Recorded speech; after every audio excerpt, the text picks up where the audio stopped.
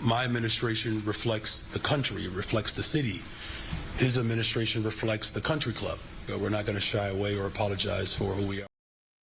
All right, grace and peace, everybody.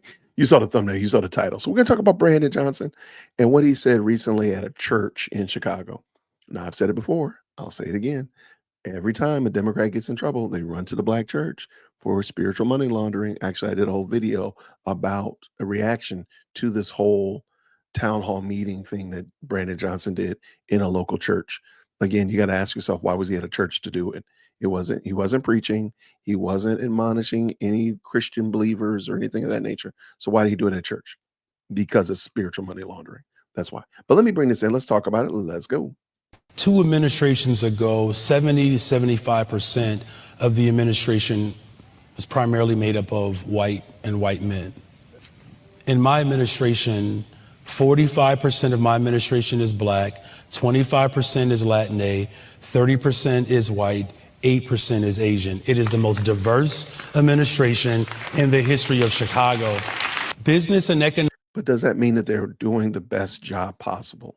I'm not saying that you can't celebrate diversity, but are you also celebrating having the right people in the right position so that things are getting done effectively and with excellence? That should be the question that the Chicagoans should ask. That should be the question that Brandon Johnson is pushing, or the answer rather, that Brandon Johnson is pushing. Like, look, we're most effective, not that we are the most diverse. I mean, that's fine and dandy, but are you promising me that the people that are in these diverse positions are the best people? I don't think you are. Let's go. Economic neighborhood development, the deputy mayor is a black woman. Department of Planning and Development is a black woman. Infrastructure deputy mayor is a black woman. Chief operations officer is a black man. Budget director is a black woman. Senior advisor is a black man. And I'm laying that out because when you ask, how do we ensure that our people get a chance to grow their business, having people in. Who is the our people that Brandon Johnson is talking about? Comment down below. Let me know, who is the our, O-U-R? Who is the our people that Brandon Johnson is talking about? And if this wasn't Brandon Johnson, let's say this was Tom Smith or Mario Sanchez, and they were saying our people, would it be okay? Would it be okay if a white man was saying our people? Would it be okay if a Hispanic man was saying our people, an Asian man, Indian? Would it be okay? Why is it okay for Brandon Johnson to say our people? And maybe I'm misunderstanding it. Let me know down below. Maybe I'm misunderstanding what he means. Maybe I'm missing the point. I'm missing the play. Jason, you're missing it. Our people means this. What does he mean when he says our people? Let's keep going. My administration that will look out for the interest of everyone, and everyone means you have to look out for the interests of black folks, because that hasn't happened. That's how we ensure long-term sustainable growth. Today. So let me make sure I got it right. There's been no black people that's been helped in Chicago apart from Brandon Johnson's ideas. Okay. Mayor Johnson firing back at the Trump White House. This comes one day after Trump's attorney general opened an investigation into the hiring practices at Chicago City Hall. Johnson says Trump's team is less qualified and less diverse than his. It's resulted, he says, in chaos at the White House and successes at City Hall. The mayor unapologetic about the city's hiring practices, despite DOJ claims that they might show a pattern of racial discrimination. Just one day after comments he made at a Southside church, Johnson says the Trump administration ought to look in the mirror. You would be hard-pressed to find qualified individuals who are in his administration. You know, as my administration reflects the country, it reflects the city. His administration reflects the country club. Johnson made the initial comments during a Sunday conversation with Southside pastor Byron Brazier, commending himself for hiring African Americans to top city positions. Today, the mayor touted the diversity of his administration, where 34% of the hires are black, 30% white, and 24% Latino. The incredible diverse talent that we have within our administration that continues to lead us towards the safest, most affordable big city in America. We're not going to shy away or apologize for who we are. IIT Kent College of Law professor Harold Krent says the mayor's comments don't provide much of a case for the DOJ, unless they can prove the mayor failed to hire more qualified people based on race. As my administration. Uh, Again, all I ask you to do, okay, let me back up. This gentleman right here, Kent, right here, this gentleman right here, if he were saying this thing, let's say this gentleman right here was the mayor of Chicago, and this man was saying, I've hired so many white women, so many white men, so on and so forth. What would y'all think? And let's say you would not immediately run to they're the most qualified. You would say that's racial prejudice, that's racial bias. He's being racially discriminatory in his hiring practice. So then why, when we move back to this gentleman right here, when he says he hires black women, black men, so on and so forth, why is that the immediate thing is that he jumps over the race thing because he made the race the race. He didn't say I hired a MIT graduate. I hired 3 PhDs. I hired this, that, and the other. He's not touting their qualifications. He's touting their skin color. So why is it okay for him to tout their skin color? But if this man right here, lost it. If this man right here had done that, we would have been, he could have even said, hey, I hired 3 white women. They're all PhDs in molecular astrophysics and such like that. And I hired 8 white men. They all have advanced degrees in nuclear physics. You would have all still pitched a fit. So why is he acting like that's unheard of? Let's get done.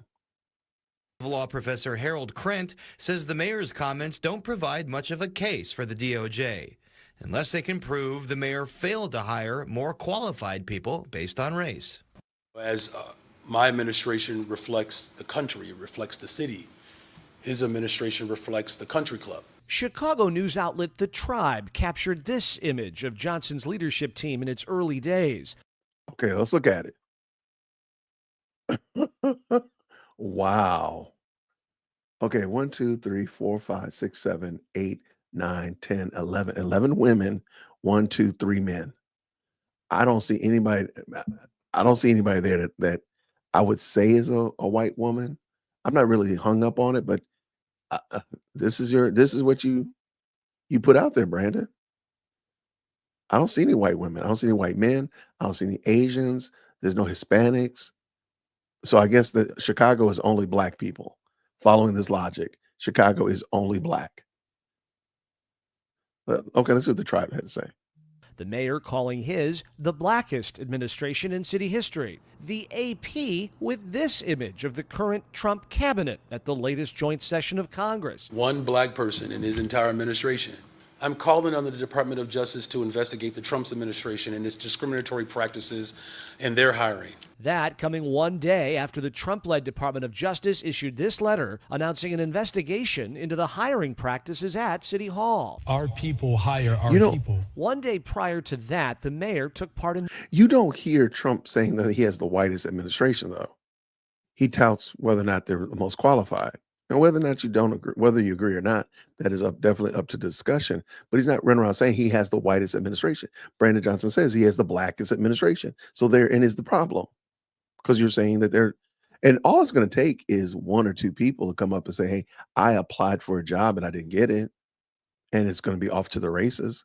That's all it's going to take.